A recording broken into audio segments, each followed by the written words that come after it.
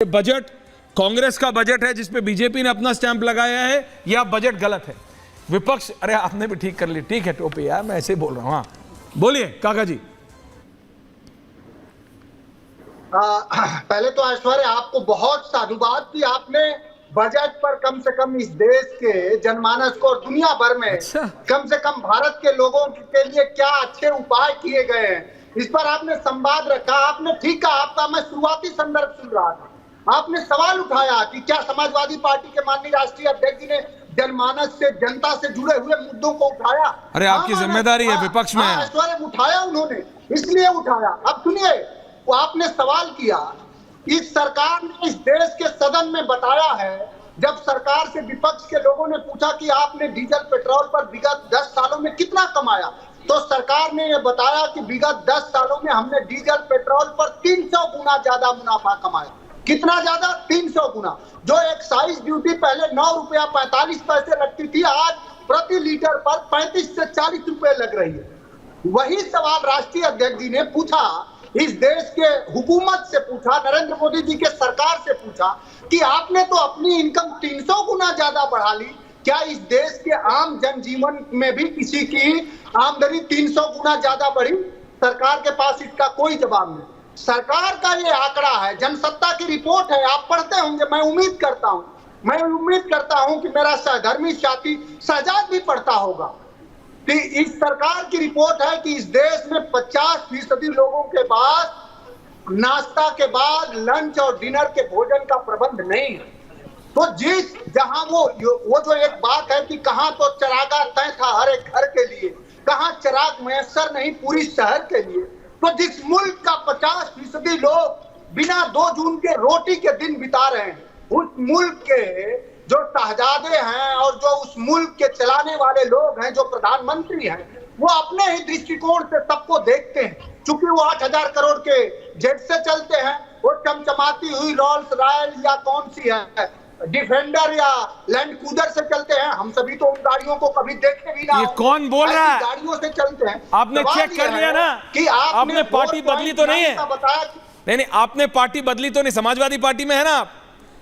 ये सब जहां आप जा रहे हैं आपको पता है ना। अगला सवाल शहजाद की तरफ से अगर आ गया कि आपके नेता कौन सी गाड़ी में चलते, नेता छोड़िए, आपके प्रवक्ता सुनिए काका जी, जब आप बोले मैं चुप रहा। काका जी रिलैक्स, ये आदत खराब है। This is called Anurag Bhadauria syndrome.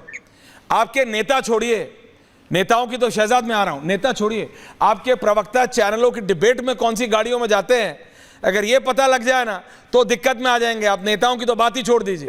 कौन सा नेता कितनी पर्सनल विजिट, नहीं, आपने इशू किया, आपने खड़ा किया, मैं इसलिए बोल रहा हूं। शहजाद जवाब देंगे, लेकिन मैं सिर्फ इसलिए आप बोलने नहीं देते क्योंकि रियलिटी आ जाएगी सामने। Now you relax, everyone on air. Sharma 2 versus 2, Manoj Singh काका फेडर डाउन।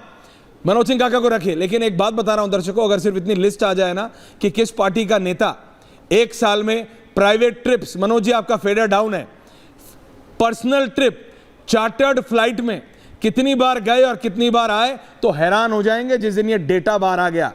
मनोज सिंह काका इसलिए बीच में बोल रहे हैं क्योंकि वो जानते हैं एग्जैक्टली कि फ्राइडे शाम को किस पार्टी के नेता कहां जाते हैं और मंडे सुबह सुबह आ जाते हैं चार्टर्ड फ्लाइट से, ठीक है ना, चार्टर्ड फ्लाइट से। तो वहां मत जाइए जहां जिनके खुद के घर शीशे के होते हैं, वो दूसरों के घरों में पत्थर नहीं फेंकते हैं। बहरहाल मनोज सिंह काका के सवाल का जवाब शहजाद पूनावाला दे रहे हैं, बीजेपी दे रही है। मनोज सिंह जी आप ही के सवाल का जवाब आ रहा है। हाँ शहजाद जी जवाब दे रहे हैं, शहजाद और आंसर प्लीज।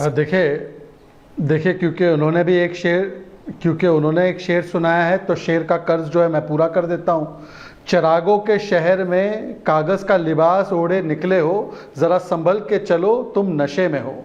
मैं इसलिए कह रहा हूं क्योंकि जब बाढ़ की स्थिति आई थी उत्तर प्रदेश में, तो लाल टोपी को हटाकर अंबानी की शादी में कौन शरीक होने गया था, ये पूरे देश ने देखा है, परंतु मैं उसमें नहीं जाना चाहता। उन्होंने कहा जनमानस के मुद्दे उठाते हैं हमारे जो राष्ट्रीय अध्यक्ष है, तो पूछ लीजिए किसानों के मुद्दे उठाने वाले, जनमानस के मुद्दे उठाने वाले 1200 किसानों की आत्महत्या 15 महीनों में कर्नाटका में हुई, उठाया क्या?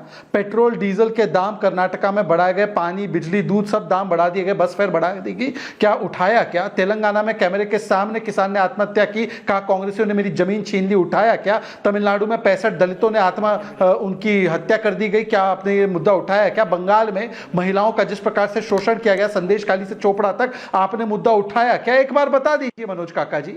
और आज देखिए आज मुद्दा क्या है, आज मुद्दा ये है कि इंडी अलायंस, मनोज जी बीच में नहीं, प्लीज रिलैक्स। कंफ्यूजन है, मैं उसका उदाहरण देता हूं। आरजेडी के इनके साथी है, वो कहते हैं Anurag Bhadauria syndrome is wrong. Manoj ji please don't do this. मिल गई, समोसा मिल गया, इनको सब कुछ मिल गया बिहार को।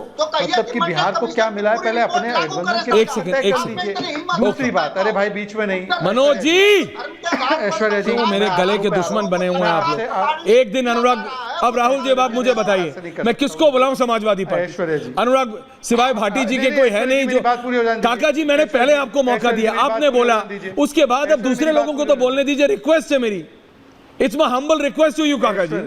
आपने पहले बोला मनोज भाई, उसके बाद मैं दूसरों के पास गया हूं, ऐसा तो मत कीजिए प्लीज। थैंक यू, दोबारा आऊंगा। शहजाद अपनी बात पूरी कीजिए। ऐश्वर्या जी, हाँ ऐश्वर्या जी, हाँ ऐश्वर्या जी देखिए, बजट को लेकर भी कंफ्यूजन देखिए। हाँ। कांग्रेस कहती है ये कॉपी पेस्ट बजट है, फिर उसी वाक्य में कहती है कि ये बेकार बजट है। भाई कॉपी पेस्ट है, अगर आपके मैनिफेस्टो से और बेकार भी है तो आपका मैनिफेस्टो बेकार है।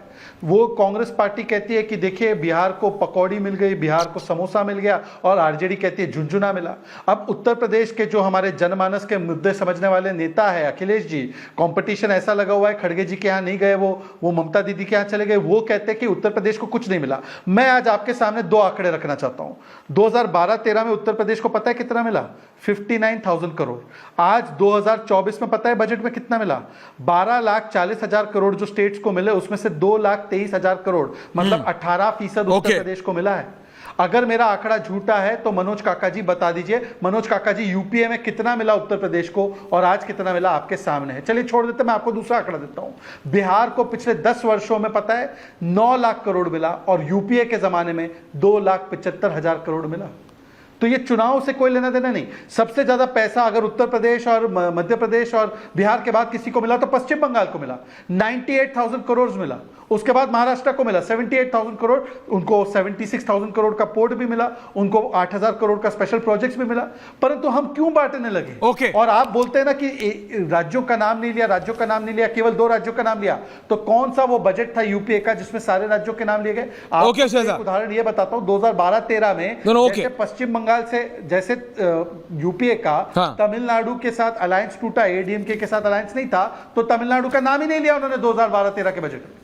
पता है, इस पर जवाब दीजिए। नहीं ठीक है, पॉइंट टेकन। मैं अब राहुल देव जी और राम कृपाल जी के पास जा रहा हूं। अजय जी मैं आ रहा हूं सर आपके पास, उसके बाद एग्जैक्टली 4 मिनट में।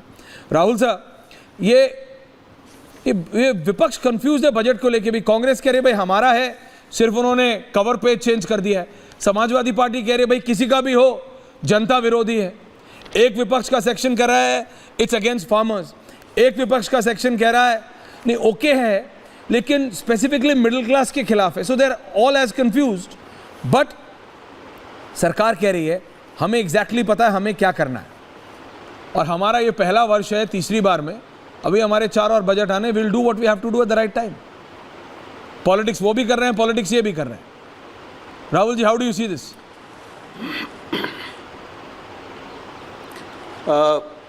ऐश्वर्या, बीच बीच में आपकी आवाज़ कट रही है, इसलिए बहुत सारे शब्द मैं नहीं सुन पाया, लेकिन जो मोटा समझ में आ गया है मैं उसके आधार पर बात कर रहा हूँ। वो है कुछ फ़ोन में समस्या है।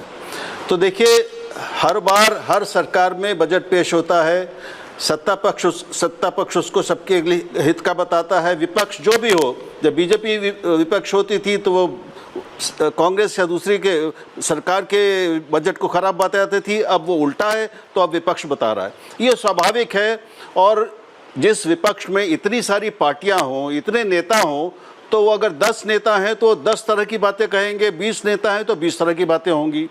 तो इस पर हमें ज़्यादा समय नष्ट नहीं करना चाहिए।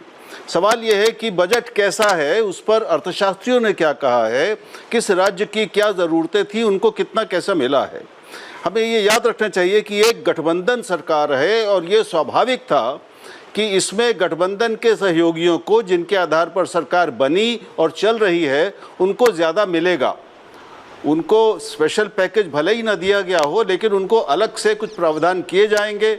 एक तो ये है, ये होना ही था, इस पर अब ज़्यादा मीन में करने से कोई फ़ायदा नहीं है। सवाल यह कि क्या कुछ प्रदेशों के साथ अन्याय हुआ। मैं अर्थशास्त्री नहीं हूँ, इसलिए मैं इस पर तो नहीं कहूँगा कि किसके साथ अन्याय हुआ, लेकिन सरकार अपनी वरीयताओं के हिसाब से एलोकेशंस करती है, लेकिन एक सीमा के बाद उसको अपने एलोकेशंस को 14वें, 15वें या 16वें जो वित्त आयोग होता है उसकी सिफारिशों के आधार पर ही उनकी सीमा के भीतर रखना पड़ता है। देखना पड़ेगा कि भाई क्या उस सीमा का उल्लंघन हुआ है कहीं पर, क्या कहीं पर जो अधिकार बनता था उससे कम दिया गया है। एक चीज़ साफ दिख रही है कि इस सरकार ने अपने पिछले जो दो मोदी बजट हुए या सीताराम जी, निर्मला जी के हुए जी, वो एक पूरी स्पष्ट बहुमत वाली सरकार के थे जिनके ऊपर कोई मजबूरियां नहीं थी। इस बार उनके साथ 2 मजबूरियां थीं और उस पर उनको ज़्यादा ध्यान देना ही था।